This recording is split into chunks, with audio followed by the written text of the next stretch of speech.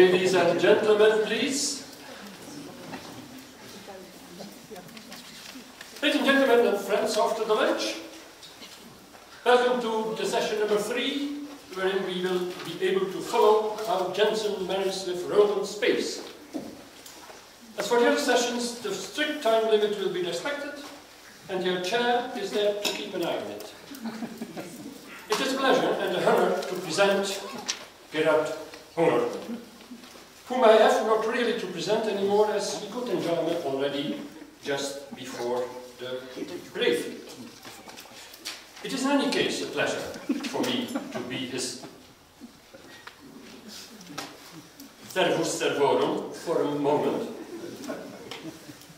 I will not even try to summarize Gerard Unger's career. Most of you know it. And it will be too long. And too specialized for the specialist I'm not. I can just say that he himself is not an old face, but reinvents face at every moment. What strikes me personally and emotionally most in him, in his CV, is that he received the Hendrik Nicolaas Werkman Prize, named after the printer in Groningen, whose correspondence I read as a very young man and was enchanted by Werkman's idea of freedom, of resistance against the totalitarian Nazi regime and its collaborators, and put his work in defense of the Jews.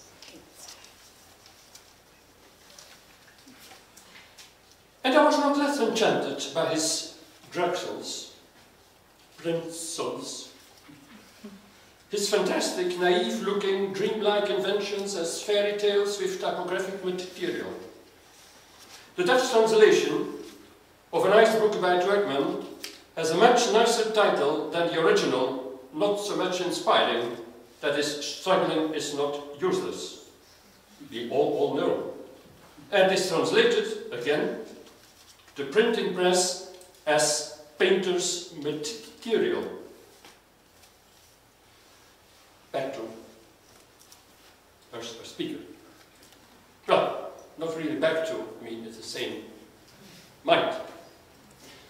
Somebody who can create a landscape with letters, somebody who creates a typeface called Mole for a subway, somebody who has daughters called Flora and Vesta, and showed the way to the pilgrims in Rome Jubilee year.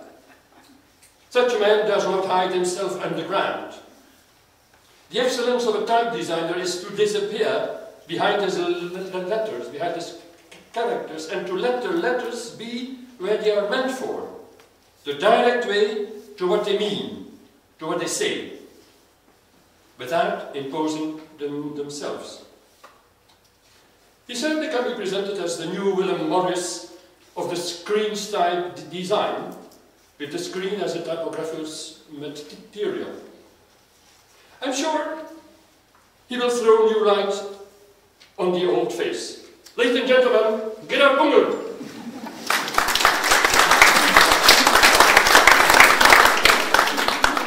Thank you very much for your kind and wonderful introduction. Ladies and gentlemen, what you have been looking at meanwhile is the first full-fledged Roman typeface, or whiteface, as it has been called this morning, as opposed to black letter, white letter. From our perspective, it is a very normal-looking type design and easy to revive.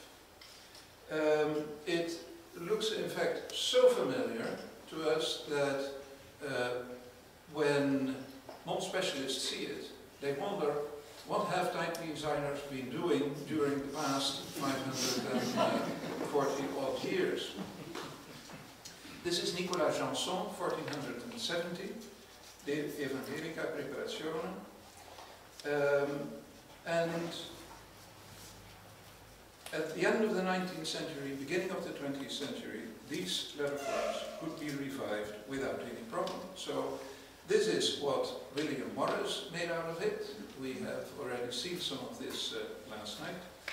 1891, his golden type, when he saw a lantern lecture by Emery Walker, who projected these letterforms very big on a wall, Morris was startled and got the idea to remake these letterforms. He painted over photographs of these letterforms with a lot of white paint. I can tell you as a type designer, that's not really the way to do it, but well, this is how he made his golden type anyway.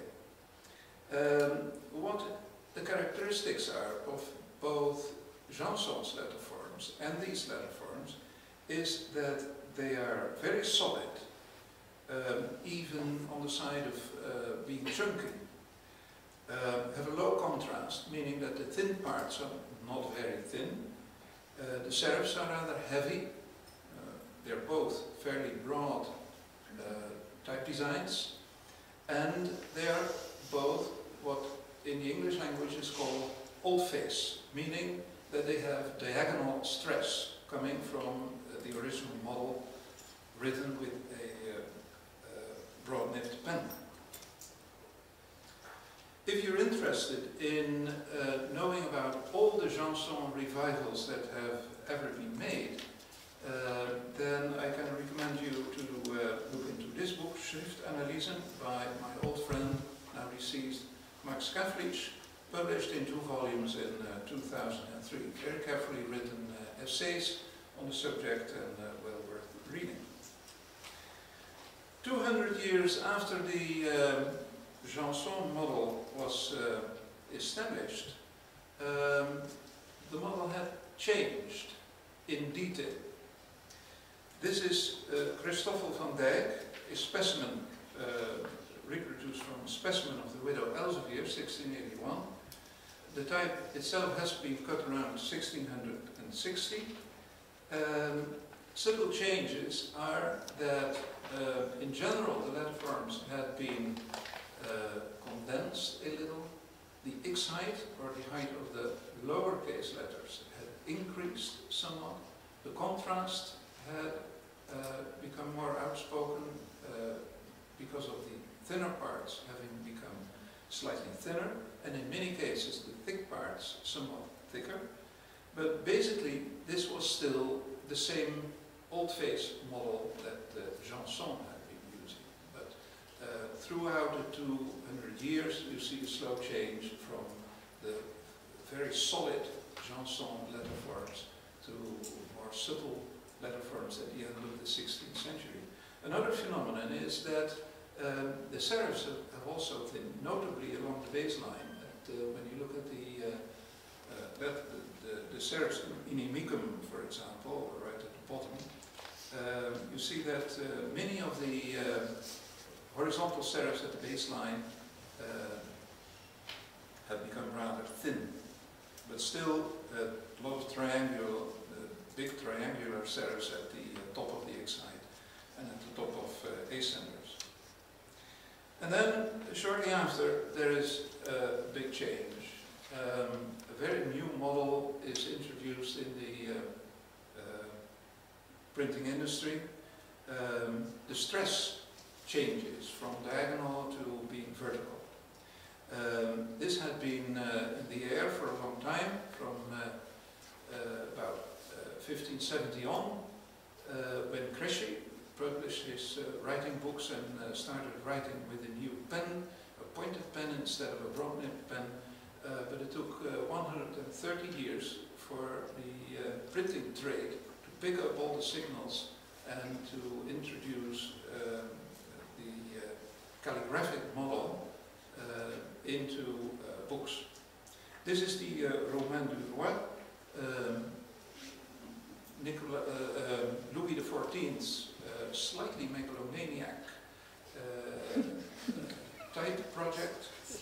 The model was not immediately accepted. I'm repeating a bit of history which for some of you is very old stuff, but I couldn't skip it. I'm going over it in huge steps already.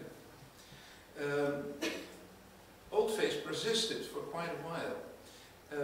This is William Caslon, 1725, and the amazing thing is that only 100 years later, his types were about first to be revived as an antidote for the modern face, what the English term is for the model of which the Romain du Roi was the first generation, so to say.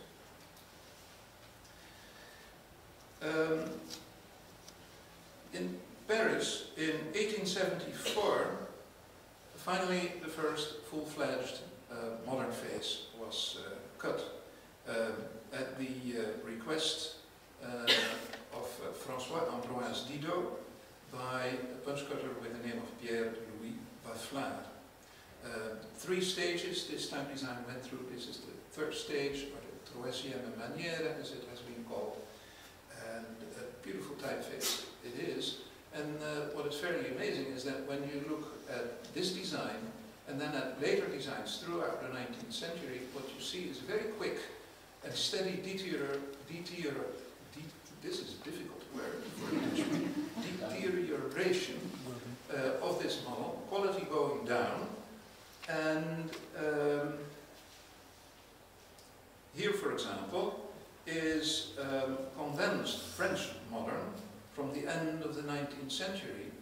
There were many complaints about these letterforms, that they were difficult to read and difficult to print. Printers complained, the thin parts broke down on the newly invented powered electrically, first by steam powered presses and then electrically powered presses. So something had to be done about this, and this was what basically Morris reacted against with his new typeface. He wanted to be rid of the moderns, but there was actually a very successful, very different reaction, and that was used in the newspaper industry. Very simple solution. If these thin parts cause so many problems with printing and with reading, why not beef them up, as the Americans call it? Make them thicker so that you get a low contrast again, and you get back the fairly chunky serifs of Nicolas Jenson. This is a fairly mechanistic approach of type design, but it was very successful. This is one of the most used newspaper typefaces from the 20th century, Excelsior, 1932, published actually at the same date as Times New Roman, which was the alternative for newspapers. But in this case, 2 questions. Also a question arose. It was observed, for example, by the American type designer William Addison Wiggins, that it prints well, but does it read well? It was experienced as somewhat monotonous, a bit too mechanistic, and readers, and especially designers, typographic designers, wanted different models, and especially for books. So, back to Jenson. Emery Walker did his own version. After Morris made his version. And this is the where am I?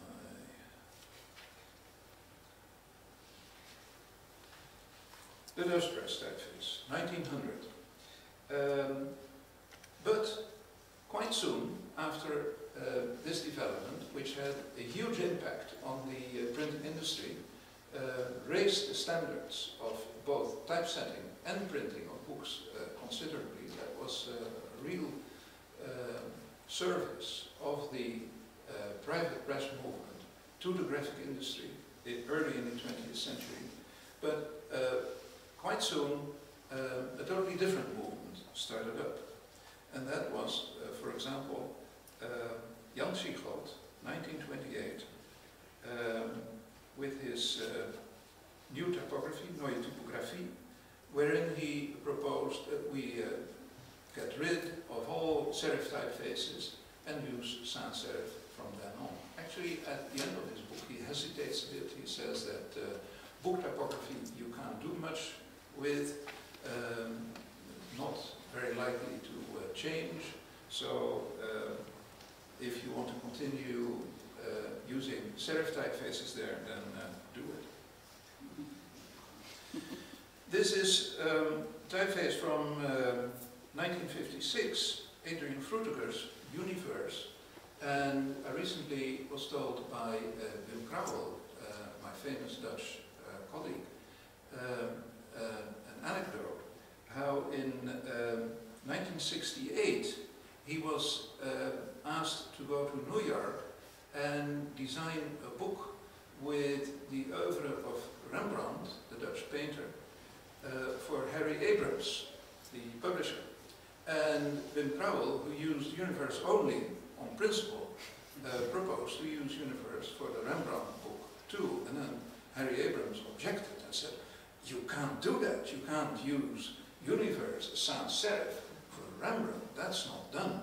And then Wim Krauwel had chosen Bembo instead, which is of course a very good type design also. And then made it his principle, if the client doesn't want Universe, then instead.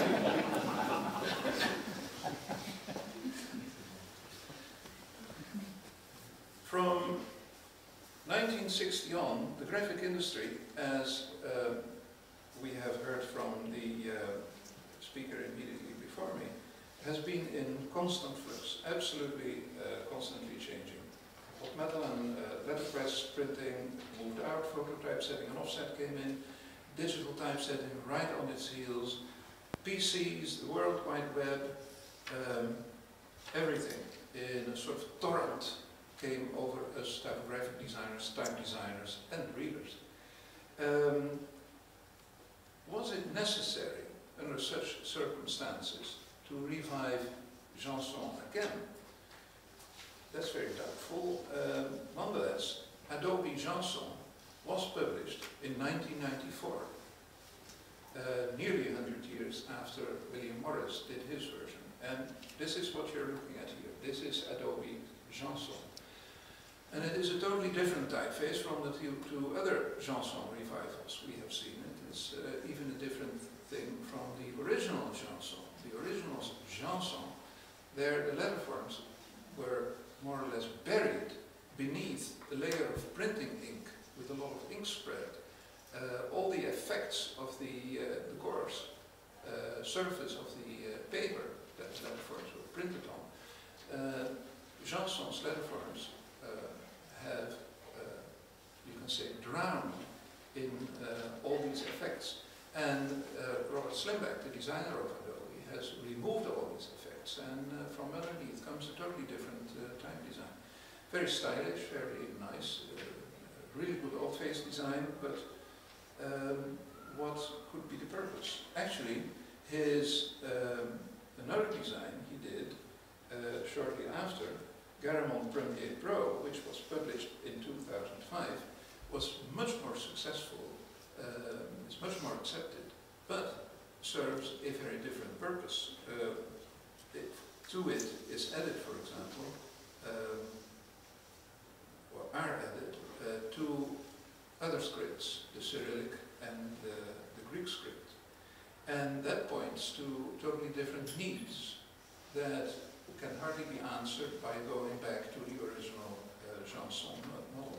So not only can we say not really necessary to revive the Janson model because of the totally different needs of the moment, but also we don't have anything to fight against at the moment, like the Dido model. The Dido model is when you ask young type designers to come up with ideas for a new typeface, none of them are moderns. They all go straight to old face or to sort of hybrid ideas where you find traces of modern but mostly elements of old face.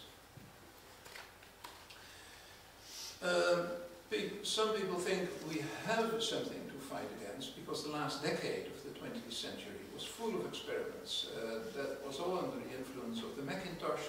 This is, for example, a typeface from California, Jeffrey Keedy Sounds, 1989.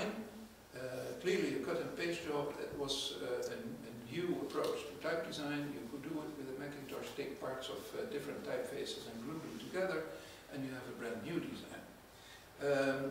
There was a wonderful magazine called Emigre, published in California by Dutchmen, who indulged in wild experiments.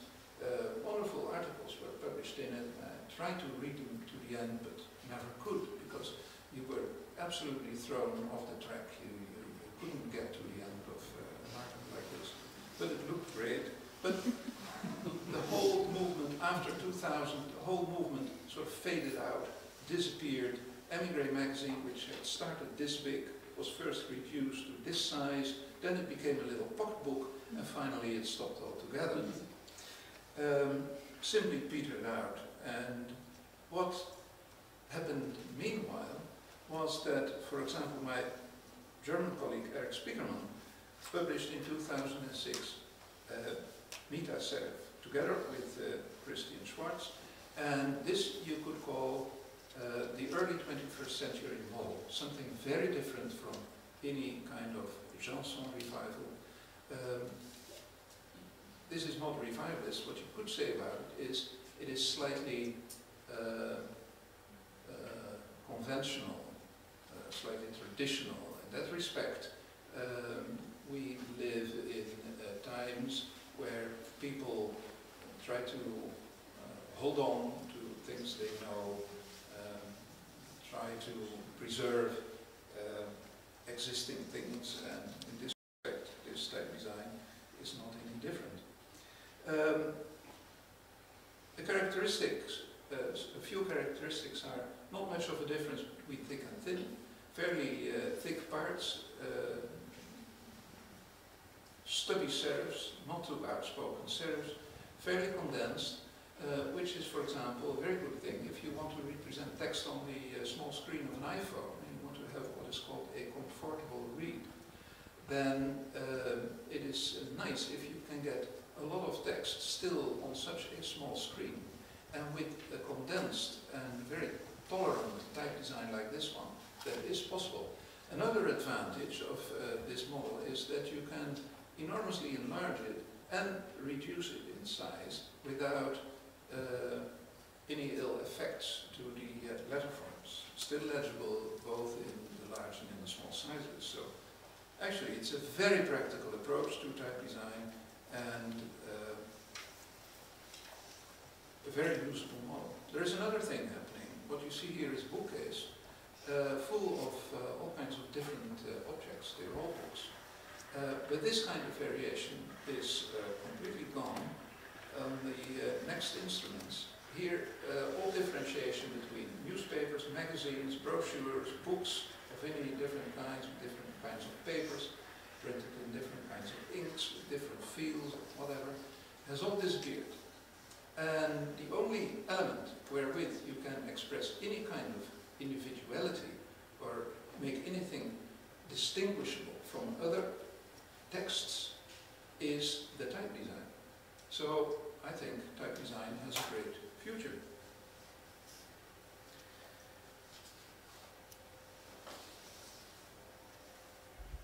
What I'm going to end with is by showing you a couple of designs fairly recently made by students of the master course in type design at the University of Reading, in the Department of Typography.